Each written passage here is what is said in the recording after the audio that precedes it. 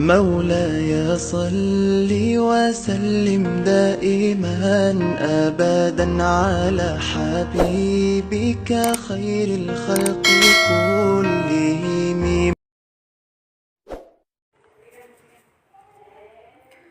Bismillahirrahmanirrahim. Assalamualaikum warahmatullahi wabarakatuh. Nawaitu ta'aluma wa ta'lima wa tadakkura wa tadhkira wa naf'a wal intifa' wal ibadata wal istifadah wal hasa 'ala tamassuki bi kitabillah wa sunnati rasulih sallallahu alaihi wasallam wa du'a ila al-huda wa dilalata 'ala al-khair ibtigha amradatihi wa qurbihi wa thawabihi wa husnil khatimah ma'alutbi wal afiyah wa salahil aqibah wa ila hadratin nabi sayyidina Muhammadin sallallahu alaihi wasallam. Al-Fatihah.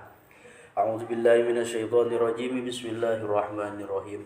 Alhamdulillahirabbil alamin arrahmanir rahim maliki yaumiddin.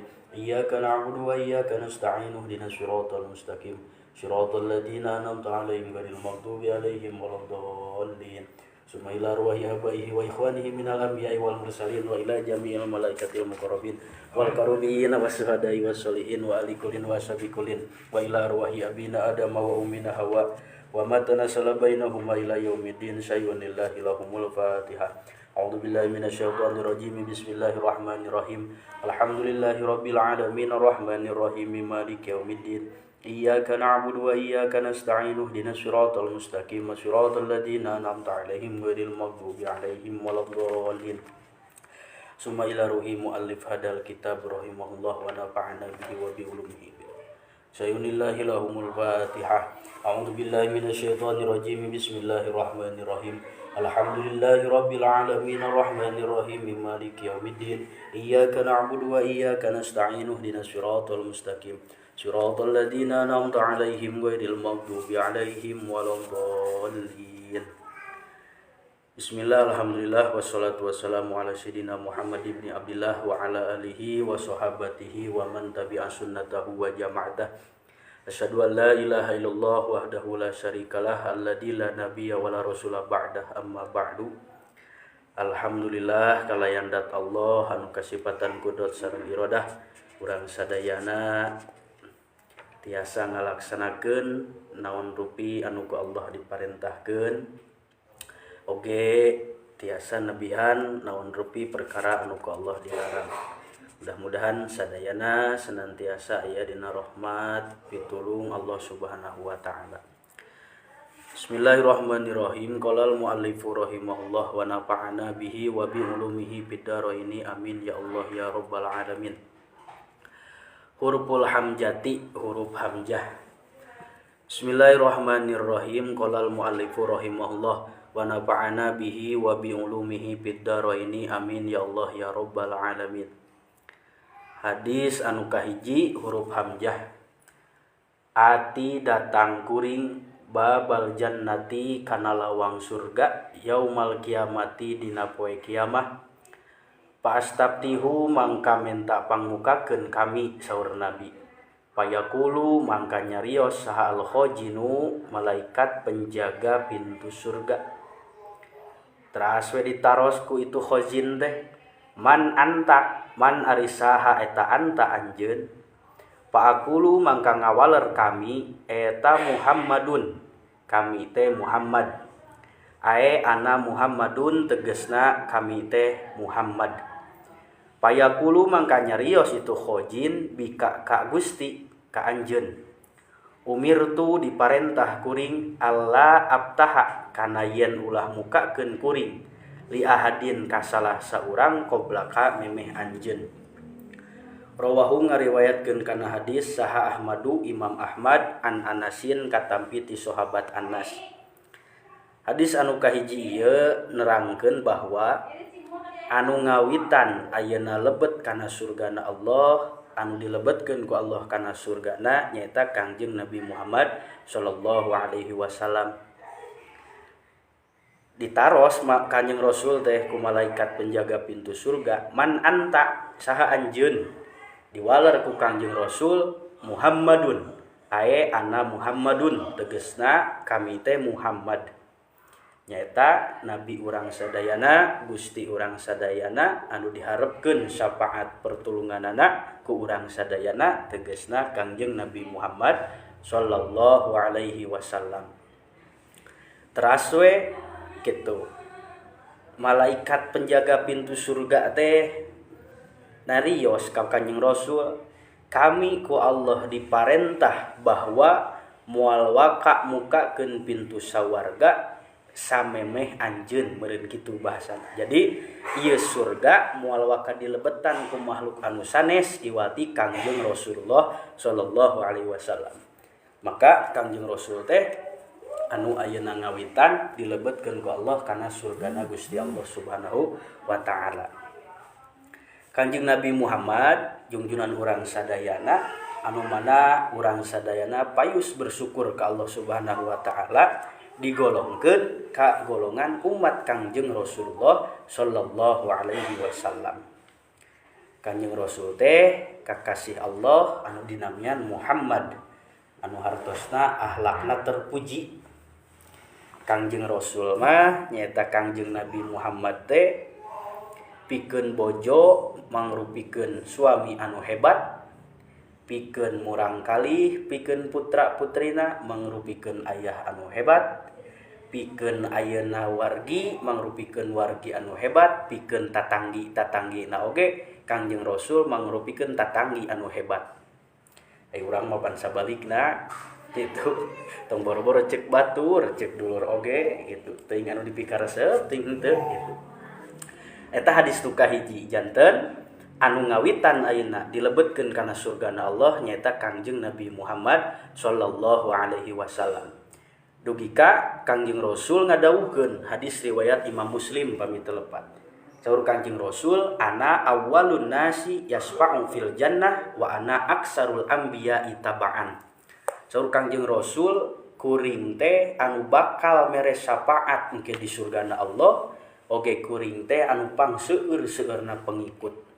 Mata piraku urang teu atoh, piraku urang teu syukur kadat Allah dijantenkeun, digolongkeun ka umat Kangjeng Nabi Muhammad sallallahu alaihi wasallam. Boro-boro pantar urang jelema loba dosa, nabi-nabi anu kapungkur oge, nabi-nabi anu tipayun oge hoyongeun diangkeun umat Kangjeng Nabi Muhammad. Matak ieu predikat ku Allah anu geus dibikeun ka urang, wajib ku urang ayeuna disyukuri, wajib ku urang ayeuna dipertahankeun. Sabab urang sekalipun urang tukang dosa geus dicap atanapi geus distempel sebagai umat Kangjeng Nabi Muhammad sallallahu alaihi wasallam. Anu mana Kangjeng Nabi teh berkah sagala rupina. Namina berkah, salirana berkah, sadayana anu berkaitan jeung Kangjeng Nabi eta ngandung kaberkahan ti Allah Subhanahu wa taala. Nu mawi disunahkeun pikeun murang kalih lalaki kudu diaranan minimal mimitina teh Muhammad, ulah gengsi gitu pan. Tawa Ahmad gitu. Minimalna dinamian Muhammad. Dina kitab-kitab anu sanes diuningakeun bahwa orang tua anu bodoh teh nyaeta nu kumaha, bila mana aya 3 budak lalaki tapi dina salah sahijina eueuh anu diaranan Muhammad, tah eta jalma anu teu apaleun kana darajat atanapi kaagunganna Kangjeng Nabi Muhammad. Saur tadi Kangjeng Nabi mah namina oge berkah. Matak jelema 10 bontongor oge lamun ngaranna aya Muhammadan mah insyaallah awal akhir bakal jadi soleh.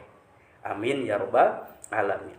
Hadis riwayat Imam Ahmad katampiti sahabat Anas.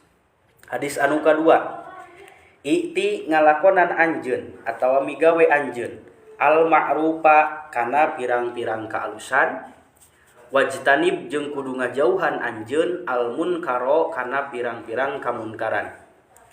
Wangdur jeung kudu ningali anjeun, kudu mikir anjeun ma kana perkara yujibu anu ngagetkeun itu ma udunaka kana cepil anjeun. Ayyakula kana yen ngucap laka ka anjeun saha al qaumu hiji kaum, idakum ta di mana-mana hirup anjeun min indihim di sekitar itu kaum, paktihi mangka ngalakonan anjeun ka itu kana itu ma, wangdur jeung kudu mikir anjeun alladi takrohu anu mikangewa anjeun kana itu ma, ayyakula kana yen ngucap laka ka anjeun saha alqaumu kaum idakumta di mana ngalakonan anjeun min indihim dicaketeun itu kaum pajtanibhu mangka kudu ngajauhan anjeun kana itu mak rawahu ngariwayatkeun kana hadis saha al jamaatu imam al jamaah. Kumaha maksudna ieu hadis anu kadua? Maksudna i'til ma'rufa wajtanibil munkaro. I'ti al ma'rufa itu nya mun rek dihijikeun i'til kitu tah al ma'rufa. Wajtanib jeung kudu ngajauhan anjeun al munkaro kana kamunkaran. Kumaha esensina ieu hadis? Lamun teh mah engke urang sabada wafat, sabada ngantunkeun, engke urang di alam barjah teh nu kadenge ku urang teh naha hayang pibungaheun atawa pikecewaeun. Kitu maksudna. Lamun teh mah urang hayang pibungaheun berarti kumaha carana ayeuna sangkan engke urang geus aya di alam barjah urang tetep ngadengekeun atawa nguping ti batur teh nu alus-alus tentang urang teh. Berarti kumaha atuh? Nya tergantung urang keur hirupna sok ngalakonan naon. Maka tingali ku urang upami para ulama, para habaib anu ngantunkeun tos ngarantunkeun oge pan kasayana teras-terasan disebatkeun. Amalna, ilmuna, sodakohna, kealusan-kealusanna teh terus disebutkeun. Tangtos eta ahli barjah pasti bunga. Tapi sawangsulna lamun teh mah ahli maksiat, ahli kadorakaan, masing tas maot oge pan anger sok diomongkeun keneh dosana teh. Nah, urang salaku jalma nu iman ka Allah, ulah dugi ka ayeuna nyarioskeun perkara anu mana eta perkara teh awon pikeun ayeuna ahli kubur. Matak cek Rasul, udguru mahasina mautakum. Anjeun kudu ngobrolkeun perkara-perkara anu alus ka jalma anu geus marawa. Geus ulah sok diobrolkeun dosana. Sekalipun nu maot teh bener tukang dosa umpamana, tah tos ngantunkeun mawayahna ku urang ulah sok diomongkeun dosana. Naon sababna? Karunya kitu. Bari jeung urang tetep kudu introspeksi diri da urang ge jelema boga dosa. Jadi maksudna ieu hadis teh tadi teh kitu. Wangdur ma yujibu udunaka ayyakula lakal qaumu idakum tamin indihim. Paktihi wangdur alladhi takrahu ayyakula lakal qaumu idakum ta min indihim pajtanibhu. Jadi maksudna kitu. Engke urang pas ngantunkeun teh cepil urang teh kira-kira hayang ngadengekeun pagawean alus tentang urang atawa sabalikna. Tah tergantung ayeuna urang keur hirup sok ngalakonan kumaha. Engke anu bakal diomongkeun ku masyarakat, ku jalma-jalma nu hirup keneh tentang urang tergantung kalakuan naon anu sok dipigawe ku urang. Lamun sakirana urang embung ngadenge perkara nu awon tentang diri urang, berarti urang berupaya semaksimal mungkin kudu ngajauhan perkara anu matak teu aya manfaatna komo beh dituna perkara eta ngadatangkeun kana kamadaratan pikeun diri urang pribadi. Sabab nalika urang ngalajur nafsu ngalakukeun perkara anu bertentangan jeung aturan agama kana aturan Allah, ciri urang ngalajur nafsu teh mana? Nafsu anu ngaberung awak anu katempuhan. Pan urang mun geus emosi, mun geus nafsu, pan sok aya hanyakal geusna tah eta. Maka kudu asak-asak urang mikir, cek kolot mah kudu apal mana tincakeun, mana lengkaheun, kitu maksudna. Eta hadis anu kadua. Rawahu ngariwayatkeun kana hadis saha al jamaatu imam al jamaah. Mudah-mudahan aya manfaatna, insyaallah saalit-saalit we heula supados mayeng kitu nya. Bil barkah dina ieu sasi Ramadan. Ngadares sanca Mukhtarul Ahadis karangan Sayyid Ahmad Al-Hashimi Al-Misri anu mana lebetna aya 1575 hadis nu mana eusina teh kumpulan hadis al-mu'tabarah lil Bukhari, Imam Bukhari, Imam Muslim, Imam Turmudi, Imam Nasa'i, Ibnu Majah, Imam Abi Dawud, Imam jeung dina kitab Muwatta karangan Imam Malik, wal Jami'us Shaghir wal Jami'ul Kabir. Insyaallah enjing diteraskeun, mudah-mudahan aya manfaatna. Aqulu qouli hada astagfirullah min qaulin bila amalin wal afu minkum subhanakallahumma wa bihamdika asyhadu an la ilaha illa anta astaghfiruka wa atubu ilaik. Assalamualaikum warahmatullahi wabarakatuh.